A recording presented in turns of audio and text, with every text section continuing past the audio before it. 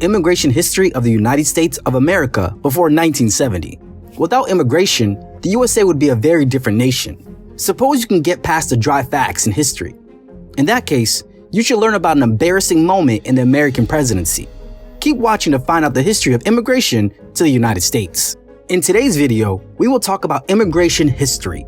Make sure to stay until the end to find out the period of old immigration to the United States. Some Americans have always been against immigrants because they are different in some way, like their skin color, religion, language, culture, or beliefs.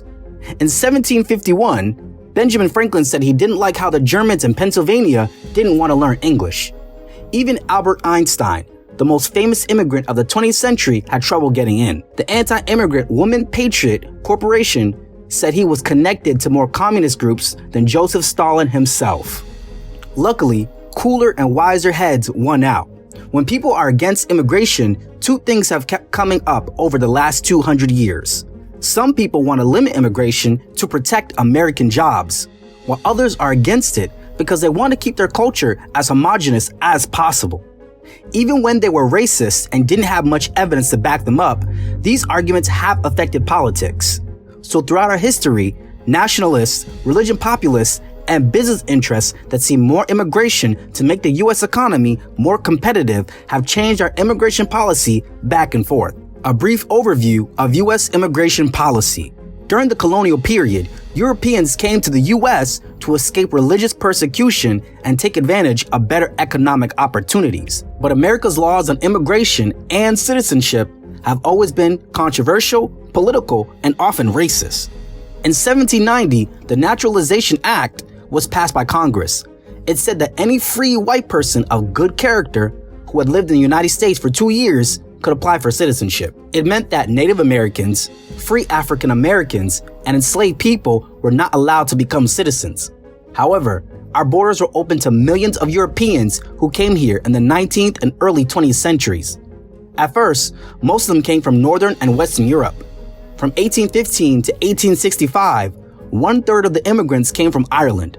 In 1845, Ireland had a famine. Between 1820 and 1930, almost 5 million people from Ireland moved to the United States. Most of them chose to live in cities on the East Coast. About 5 million Germans came to the United States in the 19th century. Many of them settled in the cities of the Midwestern United States. Around the middle of the 1800s, Asians also started coming to America. First, they went for the gold rush in California, and then they came to help build our railroads. The Chinese Exclusion Act of 1882, America's first important immigration law, banned Chinese immigrants from coming to the country. But people didn't just dislike Asian immigrants. American Protestants also didn't like the growing number of Irish Catholic immigrants because they worried about their ties to Rome and how hard it would be to find jobs. In the 1840s and 1850s, the Know-Nothings groups against immigrants, Catholics, and Native Americans came together. The Know-Nothings thought that Catholics wanted to hurt religious freedom in the U.S. They got help from Protestants born and raised in America to defend traditional religious values. By the end of the 1850s, they were no longer a major political force, but anti-immigrant and nativist views have stayed a part of our political culture. Elliot J. Gore, a historian, wrote about the time. Appeals to ethnic hatreds allow men whose livelihoods depended on winning elections to avoid the more complicated and politically dangerous divisions of class. Between 1880 and 1920, as America became more industrialized, a new wave of almost 20 million immigrants came to the U.S. to find work in its growing economy. During this time, American businesses wanted an open immigration policy to get the workers they needed for the country's industrial growth. Most immigrants worked in New York City sweatshops, Pennsylvania coal fields and steel mills, and Illinois meatpacking facilities. Several newcomers arrived from Southern and Eastern Europe. 4 million Italians were newcomers, but this time also brought a new wave of racism.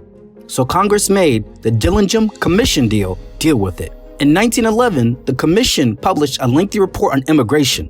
The information divided immigrants into desirable and undesirable groups based on ethnicity, race, and religion. Catholics and Jews from Southern or Eastern Europe and Northern European Protestants were more desirable. The commission concluded that immigration from Southern and Eastern Europe was a threat to American society and culture and should be reduced, and restrictions on people from China, Korea, and Japan. The 1917 Immigration Act implemented many Dillingham Commission recommendations. A few years later, Congress made it harder for these undesirables to come to the U.S. by passing the Immigration Act of 1924. This law set up a quota system that limited entry to 2% of the total number of people from each country living in the U.S. in 1890. The system was meant to help people from Western and Northern Europe come to the U.S. and stop people from Southern and Eastern Europe from coming. The act also kept out people from Asia. In the 1960s, Congress saw that people were less against immigrants and thought that immigration could be a powerful way to bring in workers to help our economy grow. In 1965, they passed the Immigration and Nationality Act, which got rid of the quota system based on nationality and set up a priority system that gave preference to relatives of people who were already living in the U.S. and people with special skills or advanced degrees. The Immigration Act of 1965 caused one of the most significant movements of intelligent people in history. Critics from other countries called this the Great American Brain Drain. Many Asians were among the hundreds of thousands of highly educated professionals who left their home countries to come to America, searching for more freedom and better jobs. Opponents in other countries saw it as a way for the U.S. to steal other countries' best and brightest minds. But around the same time, Congress did something wrong with another immigration policy that still has effects today. In 1964, they ended a program called Bracero, which had been used to hire temporary farm workers from Mexico to make up for the lack of workers in the agricultural sector. When the guest worker program ended, many former Bracero workers kept crossing the border, but now they did it without permission. Together, the end of the Bracero programs and a growing need for workers led to more people coming to the U.S. illegally. By the 1980s, millions of these workers have put down roots in the United States and worked in construction, farming, dairy, and meatpacking industries. In 1978, the Congressional Commission on Immigration and Refugee Policy estimated that between 3 and 6 million people lived in the country without papers. President Ronald Reagan signed the Simpson-Mazzoli Act in 1986 to get back in charge of the situation by hiring more Border Patrol officers and finding employers who hired people who didn't have the correct papers.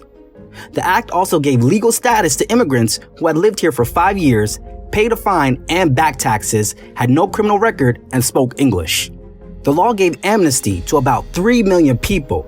After NAFTA destroyed Mexico's agricultural sector, illegal workers crossed the border to meet demand. Congress took a long time to pay for Simpson border Mazzoli's control parts, and employers easily avoided fines for hiring foreign workers. In 2007, there were 12.2 million illegal immigrants.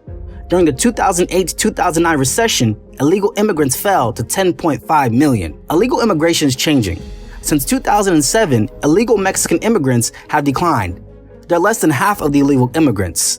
While Mexicans return home, visitors, workers, and students overstay their visas. Most undocumented immigrants entered legally. More Central Americans are seeking asylum in the U.S. in the last decade. Congress has discussed changing the 1965 Immigration Act to meet the needs of the American economy and the millions of undocumented workers here. Even though Bush and Obama tried, lawmakers haven't been able to pass a bipartisan immigration bill. Immigration is divisive and partisan. How immigration will change. Today, immigrants, both legal and illegal, make up about 13.6% of the U.S. population. It is still lower than the peak in the late 1800s, but it is a big jump from the 1950s.